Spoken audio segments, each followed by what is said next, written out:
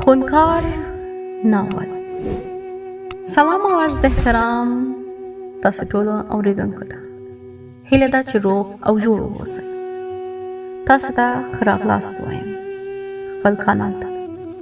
په لومړي کې کانال در سره سبسکرایب کړئ، ویډیو در سره لایک او شیر کړئ نور ملګرو ته، ترڅو نور ته یو ښه پند او درس شي، ترڅو وکولای شي د نورو د تجربو نه ښه استفاده وکړي او د داستان تر اخره پورې موږ سره ملتیا وکړي.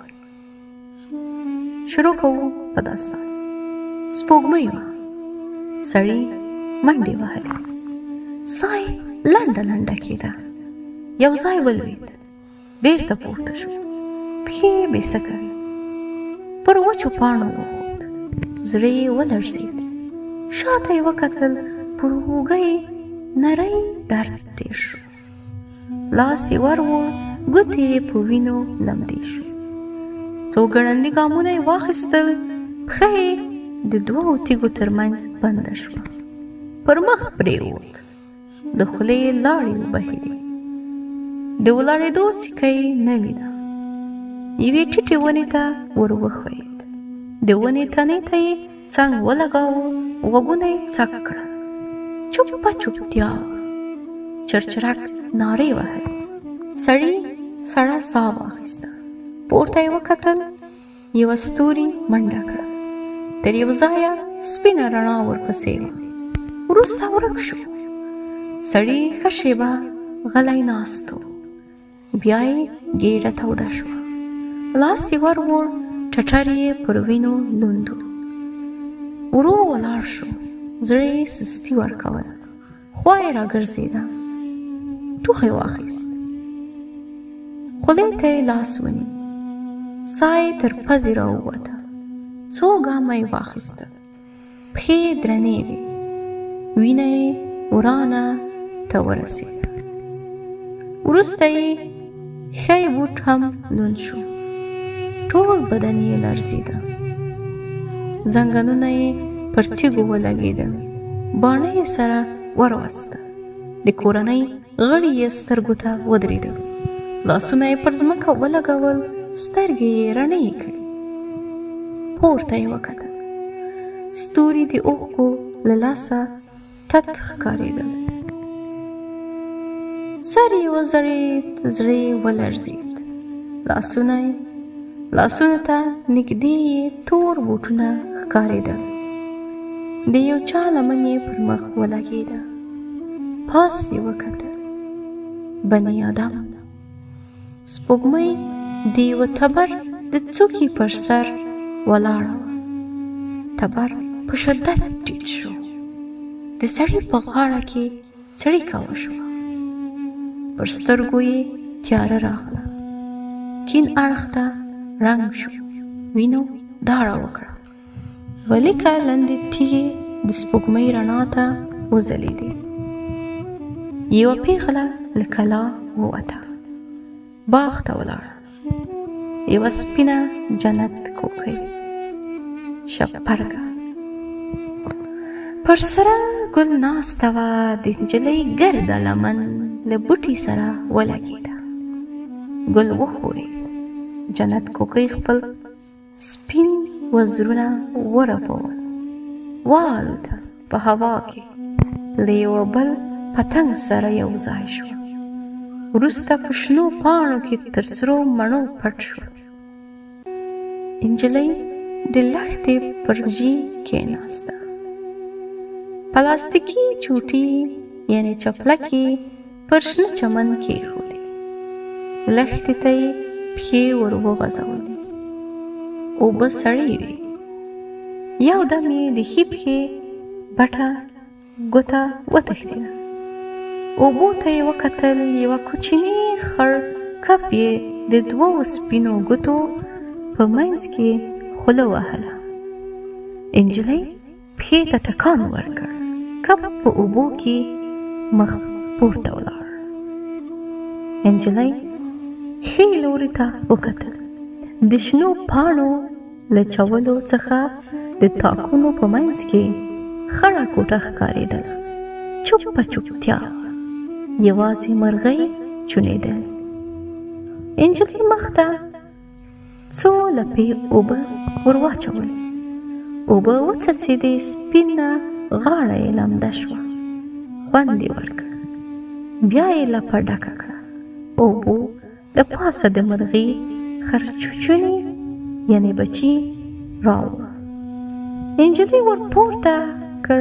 د مرغۍ د چچوني نوي راوتلې بڼکې لمدې وې. نجلۍ د مرغۍ چچوني پر شنو وښو کېښود. سهارنی لمر ښه پرې ولګېد. وزر یې پرانیستې، غلی پرېوت. نجلۍ یوه شېبه کښېناسته. لنډه لنډه زنه یې ځلېدله. وروسته د کلا په دیوال کې باغ ته پرې شوې وړه لرګینه دروازه پرانیستل شوه. یوه په عمر پخه ښځه په ور کې ودرېده. یو بلې خواته یې وکتل. په زوره یې وویل: غوټۍ! نجلۍ ولاړه شوه. ورغله، ښځې ته یې وکتل. د هغې څېره نیولې وه. نجلۍ وویل: ولې خفه یې؟ د ښځې شونډې وغځېدې. پلار دې لا نه دی راغلی. څه؟ هو لورکۍ، تېر ماخوستن ستا د تره کره و. له هغه سره یې د کاریز د اوبو په ویش خبرې کولې. ویل یې چې ناوخته راځي. نجلۍ یوه شېبه غلې وه. وروسته یې شونډې وغځېدې. ما ویل چې په کوټه کې به وي. ښځې تندی ترېو کړ. نه. نجلۍ وویل: زړه مه خوره جانکو، د تره کره ور ولېږه، درک به یې معلوم شي. ښځې وویل: ښه ده، زه به ورته ووایم. نجلۍ د ونو په منځ کې ولاړې خړې کوټې ته وکتل. په خشکه یې وویل: هغه خو لا تر اوسه ویده دی. د غرمې سیوری رنګ و. د کلا ترمنځ د مېلمنو اوږده کوټه له کلیوالو ډکه وه. ټولو لونګۍ تړلې وې. لمر سوځولې خړې څېرې یې درلودې. یوه له اوبو ډکه بدنۍ او دوه توفدانې ایښې وې. نور غلي ول. یوازې په بر سر کې ناستو سپین ږیرو خبرې کول. دوی په پسونو د ټک ناروغي یادوله. یوه شکایت درلود چې په 3 شپو ورځو کې 11 پسونه مردار شول. بل ټک یو ساري ناروغي بلله. ویل یې چې مړه پسونه باید تر خاورو لاندې شي. خو دریم د دې خبرې مخالف و. د هر څه د خدای له خوا ګڼه. دا وخت په ور کې یو سړی ودرېد. کلیوالو ورته وکتل. د سړي څېره نیولې وه. ویل یې چې ملک عطاالدین په خپله خسرګنۍ کې هم نه و. کلیوال په اندېښنه کې ول. د کلي ملا وټوخل. په زحمت یې وویل: زړونه غټ ونیسئ ملک صاحب، د بدو سړی نه دی. چېرته به تللی وي؟ په الله یې وسپارئ، پیدا به شي. له دې سره یې دیوال ته ولاړې لکړې ته لړزانده لاس ور وغځاوه. په زوره یې وویل: یا الله، د خدای د یادولو وخت دی. شیبه وروسته په کوټه کې یوازې یو سړی پاتې شو. کږه پزه درلوده. په ږیره یې سپین ډکي ډېر ول. چورتي ښکارېده. سړی یوه شیبه ناست و. بیا ولاړ شو. له کوټې ووت. د کلا لویه دروازه یې بېرته کړه. غوټۍ منډه ور واخیسته. پیچلي تور ویښته یې پر تندي پراته ول. وړې سترګې سرې ښکارېدلې. په زور یې وویل: کاکا، د پلارجان مې کوم درک ونه لګېد؟ د سړي سر وځړېد. ورو یې وویل: هر ځای مو پسې ولټاوه، خو یوه تېره چیغه یې په غوږو ننوته. په څه بلا دې وخوړ ها؟ د کتار خړو کوټو تر مخ په عمر پخه ښځه ولاړه وه. سړي وویل: چټیات مه وایه. نجلۍ منډه ور واخیسته. ښځه یې تر مټ ونیوله. ورو یې وویل: مورې، رسوایي مه جوړوه، را به شي. ښځې سړي ته وکتل. چیغه یې وکړه: ووایه څه ټکه دې پرې واچوله؟ تر کوم پاڼ دې لاندې کړ؟ ها؟ 2 زړې ښځې له کوټې راووتې. په عمر پخه ښځه یې تر مټ ونیوله، غوټۍ بېرته سړي ته ورنږدې شوه. په ژړغوني غږ یې وویل: کاکا، پلار مې بېګا له تا سره ونه. سړي په خپله پزه لستوڼی تېر کړ، شونډې یې وغځېدې. هو، موږ تر ناوخته ناست وو، د اوبو پر سر نه سړی جوړېدو. وروسته مو د ځمکې د ویش کاغذونه رامنځته کړل.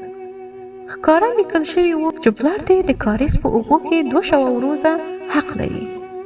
خبره له جنجاله پرته خلاصه شوه. د ماخوستن ناوخته زموږ له کوره ووت. نجلۍ وویل: پلارجان به چېرته تللی وي؟ د سړي سر وځړېد. نه پوهېږم. کړپ شو، د کلا د لویې دروازې 2 پلې پرانیستل شوې. پر یوې خرې د شوتلې غټ بار تړلی و. د بار پر سر یو لوی لور ټومبلی ښکارېده. په خرې پسې یو خیرن ځوان ګامونه اخیستل. د هډور سړی و، مړه ږیره یې درلوده. سترګې غټې وې، پر تندي د کالدانې لوی داغ ښکارېده. سړي ورغږ کړ: جانکو! ځوان بار پرېښود، ورغی. سړي ته مخامخ ځوړند سر ودرېد. سړي ورغږ کړ. سړي وویل: ته د شپې په باغ کې وې؟ ځوان د هو په نښه سر وخوځاوه. د سړي شونډې وغځېدې. د باغ دیوال ته نږدې عمومي لاره ده. کوم غږ، ټوخی یا د دروازې کړپ دې ونه اورېده؟ ځوان د نه په بڼه سر وخوځاوه. سړي خرې ته وکتل. په آخر کې یې خوله وهله. سړي ځوان ته اشاره وکړه. هغه لاړ. له بار سره یو ځای کادانې ته ننوت. نجلۍ هم کوټې ته لاړه. سړي شاوخوا وکتل. د دیوال سیوري ته پر آخر کېناست. سترګې واړولې. تر 1.5-2 جریبه ځمکې خړ دیوالونه راتاوول. د کلا هر کنج یو برج درلود. برجونه تر دیوالونه 2-3 گزه لوړ ښکارېدل. د کلا منځ سپېره ډاک و. یوازې یو دیوال ته نږدې د سنځلې زړه ونه ولاړه وه. د سرپاڼې یې د دیوال پر وروستیو پښڅې پرتې وې. دا وخت یې د دروازې کړپ واورېد. 2 ښځې کلا ته ورننوتې. سړي ته یې وکتل. یوې بې اختیاره له خولې راووتل: خوارسې غوث الدین دی. دواړو پر مخونو ټکري ورکش کړل. ګړندي ګامونه یې واخیستل. پر یوه خونه ننوتل. غوث الدین تر 50 کلونو اوښتی و. په ځواني کې یوې کلیوالې ته سترګې ټینګه کړې وې. هغې خپلو ورونو ته ژړلي ول. ورونو یې له بیلچو سره غوث الدین په کور ورغلي ول. هغه یې په خپل کور کې دومره ډبولی و چې په کټ کې شکسته بند ته وړی. د ورانه مات هډوکي یې کوږ جوش شوی و، ځکه یې په تګ کې ستونزه درلوده. دی له هماغه ورځې راهیسې په بد عمله مشهور شو. د کلي تور سرو به لاره ورنه کږوله. دی یې په پوست پاک نه باله. غوث الدین وروسته یو په بل پسې 2 ودونه وکړل، خو اولاد یې نه درلود. غوث الدین یوه شېبه پر آخر کېناست. وروسته یې ګرمي وشوه، خپل کور ته لاړ. مازدیګر جمعه ولاړه وه چې یو چا غږ وکړ: یو مړی موندل شوی دی. غوث الدین سلام وګرځاوه، شاته یې وکتل. غوث الدین په بیړه وویل: څه چټیاټه وایې؟ ګوروان وارخطا شو: زه نه یم خبر، یو کوچی راغلی دی. غوث الدین په بیړه د جومات ته ووت. د باندې یو سړی ولاړ و. لښته یې په لاس کې وه. پر ږیره یې شنه نسوار پراته ول. غوث الدین ورمخته شو، ویې پوښتل: څه خبره ده؟